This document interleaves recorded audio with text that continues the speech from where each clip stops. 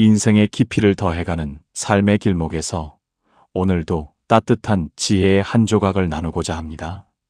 우리가 살아온 세월만큼이나 수많은 인연과 사건이 스쳐 지나갔지만 결국 가슴 속에 긴 여운으로 남는 것은 그 사람만이 가진 인격의 향기가 아닌가 싶습니다. 오늘 이 시간에는 조선 역사에서 극명한 대비를 이루는 두 인물의 삶을 소환해 보려 합니다. 평생 낮은 곳을 지향하며 만인의 존경을 받았던 청백리 방촌 황희, 그리고 누구보다 뛰어난 재능을 가졌음에도 끝없는 욕망과 교만으로 스스로를 무너뜨린 유자광의 이야기입니다. 여기에 성현 노자의 도덕경이 전하는 비움과 겸손의 철학을 더해 과연 진정한 강함은 어디에서 오는지, 그리고 우리의 남은 생을 어떤 품격으로 채워가야 할지 함께 깊이 들여다보고자 합니다. 자극적인 세상의 소음을 잠시 뒤로하고 내 마음의 그릇을 살피는 평온하고도 묵직한 여정에 여러분을 초대합니다. 인생의 깊이를 더해가는 시기에 우리는 종종 어떻게 살아야 잘 사는 것인가라는 근본적인 질문 앞에 서게 됩니다. 그 답을 찾기 위해 수백 년의 시간을 거슬러 조선 최고의 청백리이자 재상으로 칭송받는 방촌 황희정승의 발자취를 따라가 보려 합니다. 흔히 우리는 황희정승을 인자하고 여유로운 노정승의 모습으로만 기억하지만 그의 위대한 겸손은 젊은 날의 치열한 고뇌와 뼈아픈 시련 속에서 빚어진 결과물이었습니다. 황희의 삶에서 가장 먼저 마주하게 되는 거대한 사건은 바로 고려의 멸망과 조선의 건국입니다. 당시 황희는 고려의 선비로서 절개를 지키기 위해 경기도 개풍군의 두문동으로 들어갔던 72현 중 한 명이었습니다.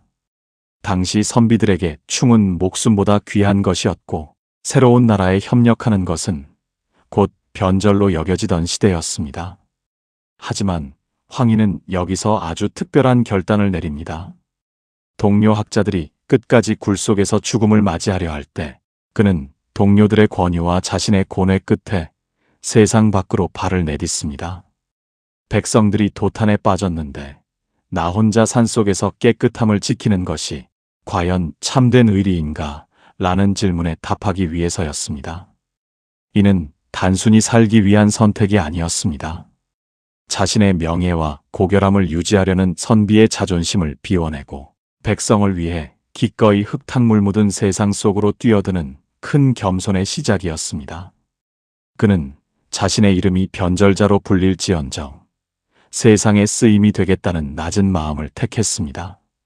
이것이 훗날 조선을 500년 반석 위에 올려놓는 거대한 하심의 첫 씨앗이 되었습니다. 조선 조정에 출사한 초기에 겪은 한 일화는 황희의 평생 인격을 결정짓는 결정적 계기가 됩니다. 어느 뜨거운 여름날 길을 가던 황희는 밭을 가는 농부에게 가벼운 마음으로 질문을 던졌습니다. 여보게 농부, 저 검은 소와 누렁소 중에 어느 놈이 일을 더 잘하는가? 그러자 농부는 하던 일을 멈추고 굳이 황희의 곁으로 다가와 귓속말로 속삭였습니다. 누렁소가 일을 훨씬 잘합니다. 의아해진 황희가 왜 굳이 귓속말을 하느냐고 묻자 농부는 이렇게 답했습니다. 비록 짐승이라 할지라도 자기 흉을 보는 것을 들으면 기분이 나쁜 법입니다. 이 사소한 배려는 황희에게 벼락 같은 깨달음을 주었습니다. 정승의 지위에 오르기 전이었지만 그는 이때부터 내가 남보다 똑똑하다거나 남의 단점을 쉽게 말할 수 있다는 교만을 철저히 경계하게 됩니다. 상대가 비록 미물일지라도 그 존엄함을 인정하고 자신을 낮추는 것, 그것이 황희가 평생 실천한 겸손의 핵심이었습니다. 이후 그는 평생 누군가를 비난하거나 깎아내리는 말을 입 밖에 내지 않았다고 전해집니다. 황희는 태종의 절대적인 총애를 받았습니다. 태종은 강력한 왕권을 휘두르던 군주였지만 황희의 성실함과 겸손함만은 깊이 신뢰했습니다. 그러나 황희의 겸손은 결코 비굴함이 아니었습니다. 그는 진실 앞에서만큼은 자신의 안위를 돌보지 않고 자신을 낮추어 바른 말을 올렸습니다. 가장 대표적인 사건이 세자 양녕대군의 폐위를 반대한 일입니다. 당시 태종의 뜻이 확고했고 조정의 모든 신하가 세자를 몰아내는데 찬성할 때 황희는 홀로 반대했습니다. 그는 세자의 허물보다 국가의 기틀과 형제의 우애를 먼저 걱정했습니다. 결국 태종의 분노를 사서 남원으로 유배를 떠나게 됩니다. 유배지에서의 황희는 원망하거나 억울함을 토로하지 않았습니다. 오히려 내가 부족하여 임금의 마음을 돌리지 못했다며 자신을 더 깊이 성찰했습니다.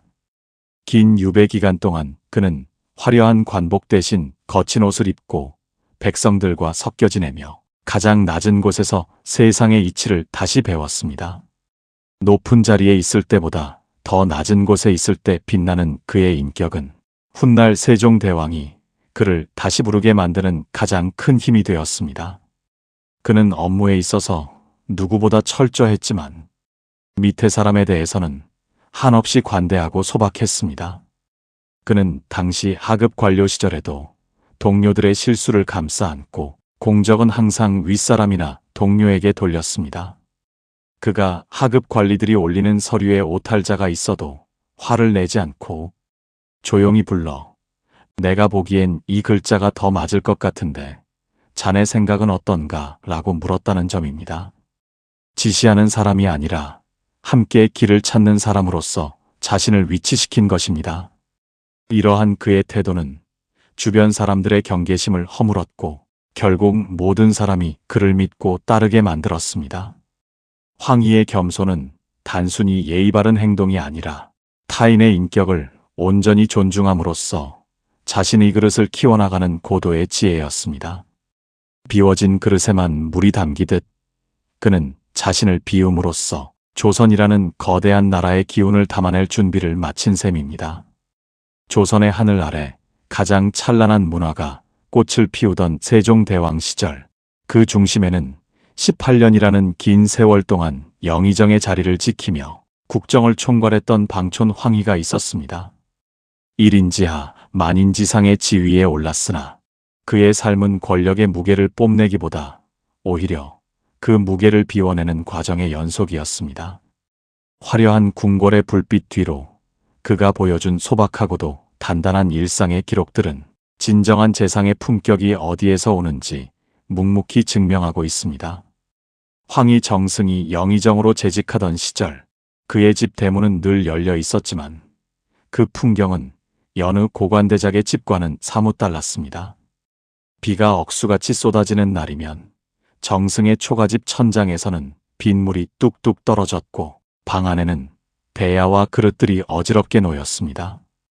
황희는 그 빗물 소리를 배경 삼아 방 한편에 멍석을 깔고 앉아 묵묵히 상소문을 읽고 국사를 돌보았습니다. 황희는 평소에도 단벌 관복을 수선해 입었으며 집안 살림은 겨우 끼니를 이을 정도로 간소했습니다. 보다 못한 부인이 집을 수리하자고 권하거나 궁색한 살림을 한탄할 때면 그는 허허 웃으며 이렇게 말하곤 했습니다. 우리는 비를 피할 지붕이라도 있으니 다행이지 않소? 이 비에 논밭을 망치고 거처를 잃을 백성들을 생각하면 재상인 내가 이 정도의 불편함은 당연히 감수해야 할 몫이라오. 그의 겸손은 보여주기 위한 가식이 아니었습니다. 자신이 누리는 한 조각의 편안함이 백성의 눈물 위에서 피어난 것일지도 모른다는 경계심, 그것이 황희가 가진 하심의 본질이었습니다. 높은 자리에 앉아 백성을 굽어보는 것이 아니라 백성의 고통과 같은 높이에서 세상을 바라보려 했던 그의 마음은 조선 조정의 가장 낮은 곳을 흐르는 든든한 강물이 되었습니다. 조정의 대신들이 날카로운 논리로 서로를 공격하며 갈등을 빚을 때도 황희는 결코 자신의 지식을 뽐내거나 상대방을 무안하게 만들지 않았습니다. 우리가 잘 아는 너도 옳고 저 사람도 옳다는 일화는 그의 성품을 가장 잘 보여주는 예입니다. 집안의 어린 노비들이 싸우다 달려와 서로의 잘못을 일러 바칠 때도 그는 한쪽 이야기를 듣고 내 말이 맞다 하시고 다른 쪽 이야기를 듣고도 내 말이 맞다 하셨습니다. 옆에서 지켜보던 부인이 답답한 마음에 어찌 시비를 가리지 않고 양쪽 다 맞다 하십니까? 라고 묻자 그는 인자한 미소를 지으며 부인의 말 또한 맞소 라고 답했습니다. 세상 모든 일에는 각자의 사정과 나름의 진실이 있음을 인정하는 거대한 포용력이었습니다. 내가 가진 잣대로 타인을 재단하기보다 상대방의 입장을 먼저 헤아려 마음의 매듭을 풀어주는 지혜였습니다. 이러한 그의 태도는 세종대왕이 소신껏 정책을 펼칠 수 있는 부드러운 완충지대가 되었으며 신하들이 서로를 믿고 따르게 만드는 강력한 구심점이 되었습니다. 세종대왕은 지독한 완벽주의자이자 시대를 앞서가는 천재 군주였습니다. 그런 군주 밑에서 신하들은 늘 긴장과 압박 속에 살아야 했죠. 황희는 그 날카로운 천재성 사이를 물처럼 흐르며 임금과 신하 사이의 간극을 메웠습니다. 세종이 너무 이상적인 목표를 향해 앞서 나갈 때면 황희는 전하, 백성들의 보폭은 이보다 늦사옵니다. 라며 조용히 제동을 걸었고 신하들이 지쳐 뒤처질 때면 따뜻하게 그들을 다독여 다시 일으켜 세웠습니다. 황희는 세종 앞에서 단 한 번도 자신의 공적을 내세운 적이 없었습니다. 훈민정 음창제와 같은 위대한 업적의 이면에는 밤낮 없이 연구에 매진하는 세종을 보좌하며 국정의 공백을 메웠던 황희의 헌신이 있었으나 그는 모든 영광을 임금과 백성에게 돌렸습니다. 그는 스스로를 빛나는 보석이 아니라 그 보석을 담는 소박한 상자라 여겼습니다. 상자가 화려하지 않아야 그 안의 보석이 더욱 빛난다는 이치를 온몸으로 실천한 것입니다. 권력의 정점에 18년이나 머물렀음에도 그의 주변에 시세 많은 이보다 존경하는 이가 많았던 이유는 그가 가진 권위가 내리누르는 힘이 아니라 받쳐주는 힘이었기 때문입니다. 황희의 중년은 조선이라는 거대한 나무가 풍파에도 흔들리지 않도록 뿌리를 깊게 내리게 한 인고와 비움의 시간이었습니다. 자신을 낮춤으로써 오히려 가장 높은 곳에 머물렀던 그의 삶은 화려한 전성기라는 말이 무색할 정도로 고요하고 평온한 깊이를 지니고 있었습니다. 황희가 여든을 바라보던 무렵 그는 이미 조선 조정에 살아있는 전설이자 움직이는 법전이었습니다. 하지만 그는 자신의 기력이 쇠하고 판단력이 예전 같지 않음을 느낄 때마다 임금에게 정중히 물러나기를 청했습니다. 그는 무려 수십 번에 걸쳐 사직서를 올렸습니다. 신은 이미 늙고 병들어 나란 일에 방해가 되오니 젊고 유능한 인재들에게 길을 터주게 하소서 라는 것이 그의 변함없는 간청이었습니다. 높은 자리에 앉아 더 오래 권력을 누리려는 이들이 가득한 세상에서 자신의 부족함을 먼저 인정하고 자리를 비워주려는 태도는 그 자체로 큰 울림을 주었습니다.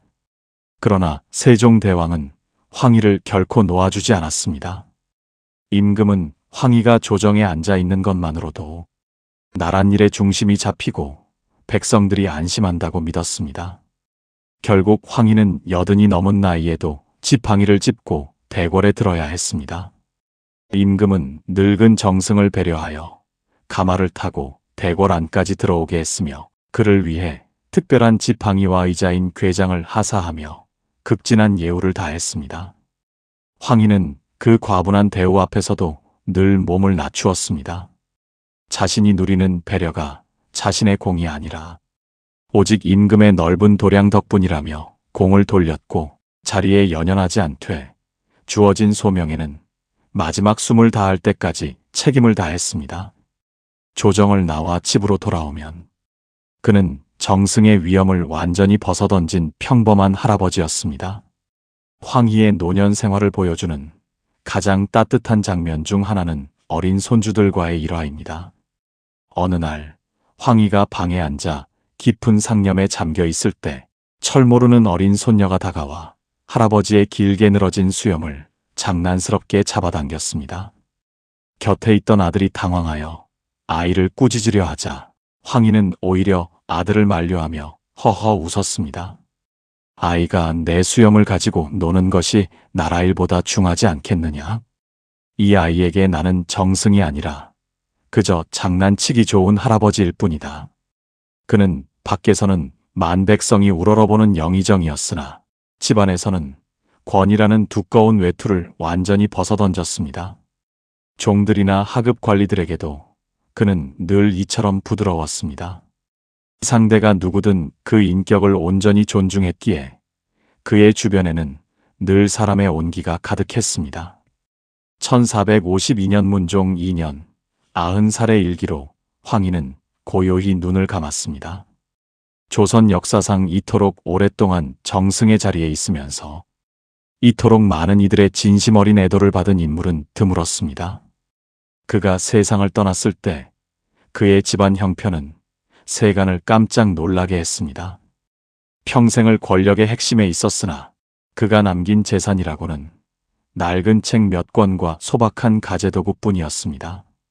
비가 새던 초가집 방 안에는 여전히 낡은 멍석이 깔려 있었고 그가 입던 관복은 군데군데 기운 자국이 선명했습니다. 황희는 죽음을 앞두고 자손들에게 나를 위해 화려한 무덤을 만들지 말고 장례 또한 소박하게 치르라는 유언을 남겼습니다. 마지막 순간까지 그는 자신을 드러내거나 세간의 주목을 받는 것을 경계했습니다. 그가 세상을 떠나자 도성의 상인들은 스스로 문을 닫고 슬퍼했으며 백성들은 부모를 잃은 듯 통곡했습니다. 황희의 일생을 관통하는 하나의 줄기는 물과 같았습니다. 물은 언제나 낮은 곳을 향해 흐르며 바위를 만나면 돌아가고 막히면 잠시 멈추어 설 줄 압니다. 황희의 노년은 그 물이 비로소 넓은 바다와 만나는 평온한 과정이었습니다.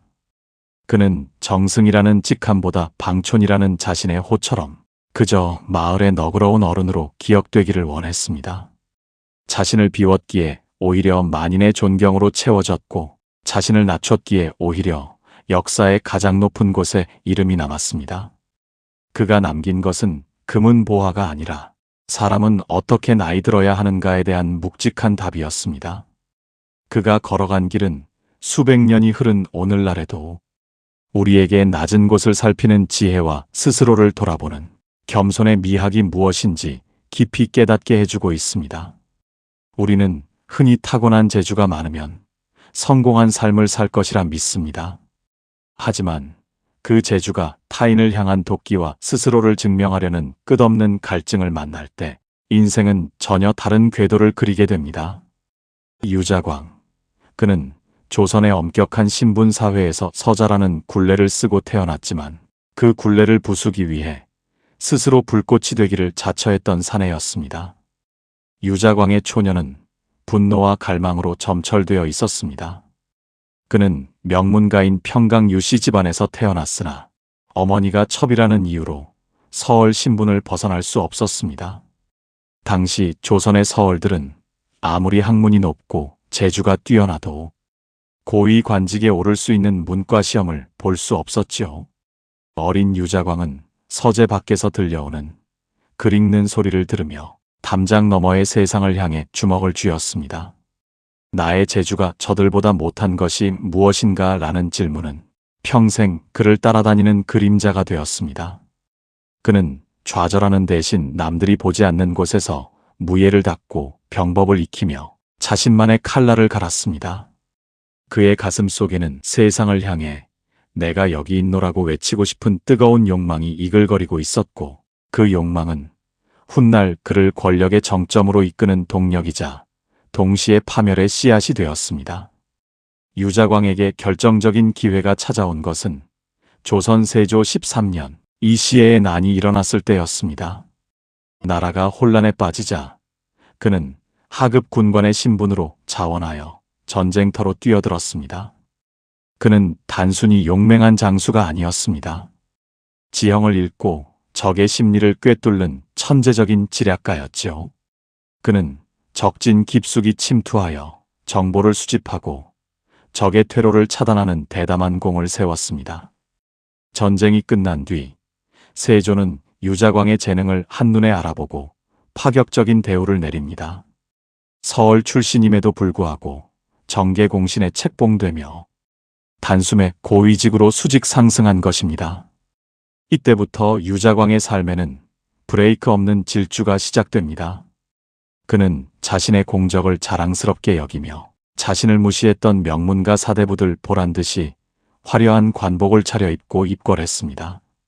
그에게 권력은 백성을 위한 도구가 아니라 평생을 억눌러왔던 신분적 열등감을 씻어낼 유일한 훈장이었습니다.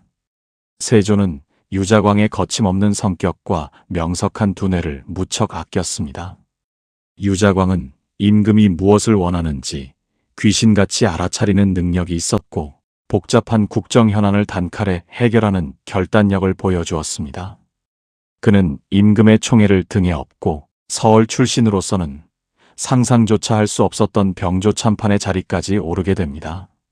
하지만 그의 상승 곡선이 가팔라질수록 그를 바라보는 대신들의 시선은 차가워졌습니다. 유자광은 자신을 시기하는 시선에 겸손으로 답하는 대신 더 큰 권위와 위엄으로 그들을 압도하려 했습니다.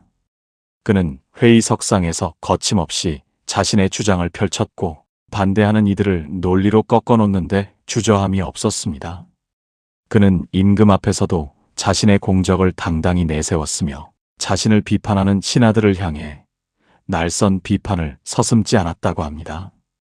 그에게 겸손이란 패배자가 부리는 비굴함에 불과했습니다. 그는 더 높이 올라가야만 안전하다고 믿었고 그 믿음은 그를 점점 더 독단적인 길로 인도했습니다. 유자광의 초년은 그야말로 신화적인 성공담이었습니다. 하지만 그 성공의 밑바닥에는 타인을 향한 불신과 오직 자신만이 옳다는 독선이 뿌리내리고 있었습니다. 그는 자신을 인정해주는 임금에게는 충성을 다했으나 자신과 대립하는 동료들에게는 한없이 잔인했습니다. 그는 자신의 영민함을 이용해 상대의 약점을 잡아내고 이를 임금에게 고해바쳐 경쟁자들을 제거해 나갔습니다. 나를 인정하지 않는 자들은 모두 적이다 라는 생각은 그의 눈을 가리기 시작했습니다. 자신의 재능으로 일군 성취를 오로지 자신의 힘이라 믿었던 그는 권력이라는 잔이 가득 차오를수록 그것이 곧 넘칠 것이라는 사실을 깨닫지 못했습니다. 유자광의 젊은 날은 눈부시게 화려했지만 그 화려함 속에는 주변을 태워버리는 뜨거운 불꽃이 숨어 있었습니다.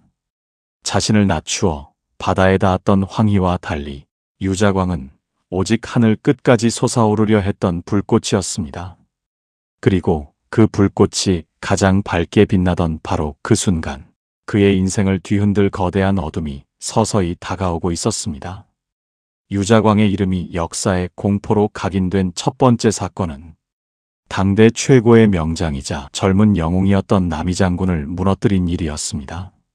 남이는 태종의 외손으로 타고난 명문가 자제였으며 유자광과는 이 시해의 난에서 함께 공을 세운 동료이자 경쟁자였습니다. 하지만 유자광의 눈에 남이는 자신이 가질 수 없는 모든 것을 태생부터 가진 질투와 경계의 대상이었습니다. 어느 날 밤 혜성이 나타나자 남이는 혜성이 나타난 것은 묵은 것을 없애고 새 것을 나타내려는 징조다라며 시를 읊었습니다. 그 식구 중에는 사나이 20살의 나라를 평정하지 못하면 이라는 구절이 있었죠. 유자광은 이 식구에서 치명적인 빈틈을 찾아냈습니다. 그는 평정할 평자를 얻을 득자로 교묘하게 고쳐 임금에게 고변했습니다. 남이가 나라를 얻으려 반역을 꾀하고 있습니다. 이 한 글자의 조작으로 촉발된 피바람은 남이 장군과 그 일가를 몰살시켰고 유자광은 1등 공신에 책봉되며 권력의 중심부로 더욱 깊숙이 파고들었습니다. 자신의 천재적인 영민함을 타인의 약점을 잡아내는데 쏟아부은 결과였습니다. 그에게 동료애나 도의는 사치에 불과했습니다. 오직 살아남아 더 높은 곳에 서야 한다는 집착이 그를 괴물로 만들어가고 있었습니다. 유자광의 진정한 무서움은 변화하는 권력의 흐름을 본능적으로 읽어내는 귀신 같은 촉수에 있었습니다. 세조가 서거하고 예종, 성종으로 임금이 바뀌는 격변기 속에서도 그는 단 한 번도 중심에서 밀려나지 않았습니다. 그는 임금이 바뀔 때마다 그 임금이 무엇을 두려워하고 무엇을 원하는지를 정확히 꿰뚫어 보았습니다. 그는 때로는 임금의 충직한 사냥개가 되어 반대 세력을 척결했고, 때로는 가장 낮은 자세로 엎드려 폭풍이 지나가기를 기다렸습니다. 성종 시절 학문과 도덕을 숭상하는 살인파 선비들이 대거 등용되자 유자광은 잠시 숨을 죽였습니다. 명분과 도덕을 앞세우는 그들에게 유자광은 교활한 소인이라고 낙인 찍혀 멸시를 당했기 때문입니다. 특히 사림의 영수 김종직은 유자광이 함양관하에 걸어두었던 시판을 떼어 불태워버릴 정도로 그를 노골적으로 무시했습니다. 유자광은 이 치욕을 잊지 않았습니다. 그는 어둠 속에서 칼을 갈며 자신을 비웃던 자들을 한꺼번에 쓸어버릴 기회만을 노리고 있었습니다. 유자광 인생의 가장 잔혹한 전성기는 연산군 4년에 일어난 무오사화에서 절정에 달합니다. 그는 김종직이 쓴 조의제문이라는 글을 찾아내어 이를 교묘하게 해석했습니다. 세조의 왕위 찬탈을 비판하는 내용으로 몰아세워 연산군의 분노를 폭발시킨 것입니다. 이것은 유자광이 수십 년간 가슴속에 품어온 복수극이었습니다.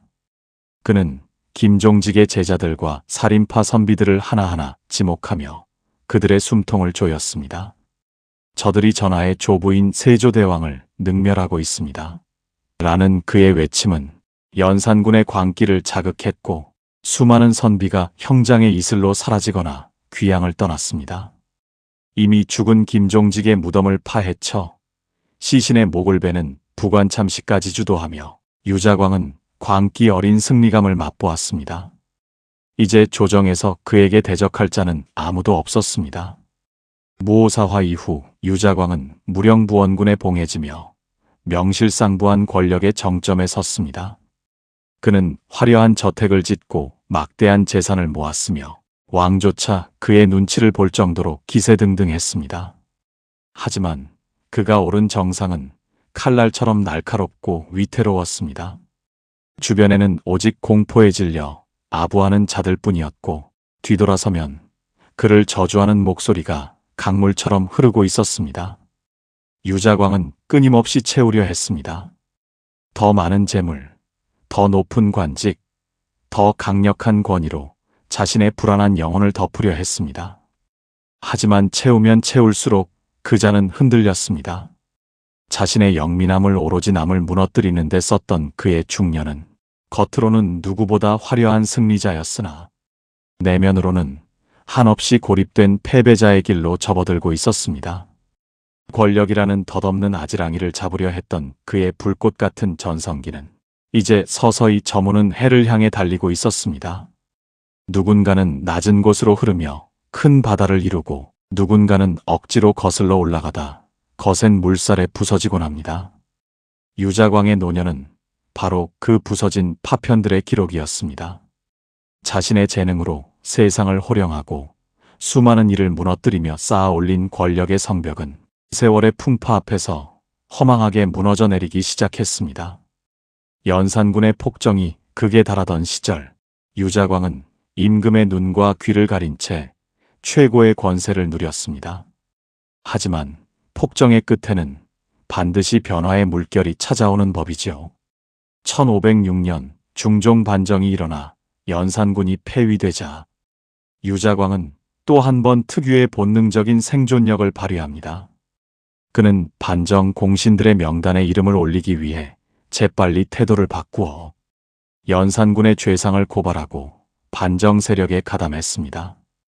그는 이번에도 승리자가 될 것이라 믿었을 것입니다. 하지만 세상은 더 이상 그의 교활한 처세를 용납하지 않았습니다. 새롭게 전국을 주도하게 된 공신들과 살인파 선비들에게 유자광은 3명의 임금을 배반한 간신이자 만악의 근원으로 지목되었습니다. 그가 평생을 두고 갈고 닦았던 사람의 마음을 읽는 재주는 이제 조롱의 대상이 되었고 그를 지탱해주던 권력의 끈은 썩은 동아줄처럼 끊어져 버렸습니다. 중종 반정 직후 유자광에 대한 탄핵의 목소리는 조정을 넘어 팔도 강산에 메아리 쳤습니다. 사헌부와 사간원의 관리들은 밤낮을 가리지 않고 유자광의 죄를 물어 처단하소서 라는 상소를 올렸습니다. 그가 과거에 남이 장군을 무너뜨리고 수많은 선비를 죽음으로 몰아넣었던 피의 기록들이 하나하나 되살아나 그의 목을 조여왔습니다. 결국 그는 모든 관직과 공신 자격을 박탈당하고 머나먼 유배지로 떠나게 됩니다. 그가 도성을 떠나던 날 길가에 모여든 백성들은 그에게 돌을 던지며 침을 뱉었습니다. 권세가 하늘을 찌를 때는 머리를 조아리던 이들이 그가 권력을 잃자마자 가장 잔인한 적이 되어 돌아온 것입니다. 유자광은 낡은 수레에 몸을 싣고 뒤를 돌아보며 무슨 생각을 했을까요? 유배지에서의 노년은 비참함 그 자체였습니다. 평생 남의 뒤를 캐고 세상을 날카롭게 노려보던 그의 두 눈은 노년에 이르러 시력을 완전히 잃고 암흑 속에 갇히게 됩니다. 육신의 눈이 멀어버린 것은 어쩌면 야망의 눈이 멀어 평생 진정한 삶의 가치를 보지 못했던 그의 운명에 대한 가혹한 은유였을지도 모릅니다. 그는 어둠 속에서 홀로 앉아 자신이 무너뜨렸던 사람들의 환영과 싸워야 했습니다. 화려한 비단 옷 대신 거친 삼배 옷을 입고 진수성찬 대신 식어버린 밥덩이를 마주하며 그는 자신의 재능이 왜 독이 되었는지를 곱씹었을 것입니다. 그가 평생 그토록 갈망했던 인정과 신분 상승의 꿈은 성취되었으나 그 결과는 아무도 찾아오지 않는 차가운 유배지의 방 한 칸이었습니다. 그는 결국 1512년 유배지에서 고독하게 숨을 거두었습니다. 영의정의 지위에까지 올랐던 인물이었으나 그의 죽음을 슬퍼하는 이는 아무도 없었고 역사는 그를 간신의 대명사로 기록했습니다. 자신의 옳음을 증명하기 위해 타인의 가슴에 못을 박았던 칼날이 결국 자신의 심장을 향해 돌아온 비극적인 결말이었습니다. 유자광의 일생은 우리에게 강력한 경고를 던집니다. 재능은 칼과 같아서 그것을 남을 해치는 데 쓰면 결국 그 칼날에 자신이 베이고 맙니다. 그는 누구보다 뛰어난 머리와 성실함을 가졌으나 그 그릇에 겸손과 포용을 담지 못했습니다. 오로지 자신을 채우기 위해 타인을 비워냈던 그의 삶은 결국 자신마저 비워진 채 쓸쓸히 마감되었습니다. 황희 정승이 낡은 도포 한 벌로 만인의 존경을 받으며 떠났다면 유자광은 화려한 권세를 휘두르고도 만인의 저주 속에 사라졌습니다. 두 사람의 차이는 지위의 높낮이가 아니라 마음을 어디에 두었는가에 있었습니다. 유자광의 부러진 칼날은 오늘날 우리에게 묻습니다. 당신의 재능은 누군가를 살리는 따뜻한 햇살입니까?